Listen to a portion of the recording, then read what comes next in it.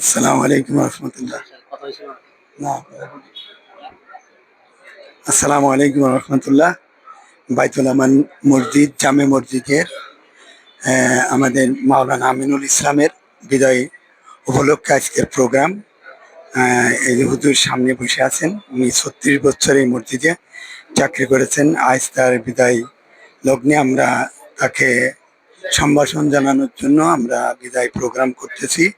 ইনশাল্লাহ সহি সালামতে হুজুরকে বিদায় দেব। আপনারা সবাই দোয়া করবেন। 14 নম্বর সেক্টর বাইতুল আমান জামে মসজিদে উনি শুরুর স্বপ্ন, শুরু থেকে মসজিদের একবারে ছাপড়া মসজিদের যখন হয় তখন থেকে এই মসজিদে উনি এই মসজিদে চাকরি করেছেন। আজকে ওনাকে বিদায় এর প্রোগ্রামে আমরা আহ, বিদায় জানানোর জন্য আমরা এখানে আসছি। সব এই মসজিদের মুসল্লিরা এখানে আপনাদেরকে দেখানোর জন্য চেষ্টা করছি। মসজিদের সমস্ত মুসল্লিরা এখানে আসছেন তাকে বিদায় সম্ভাষণ জানার জন্য।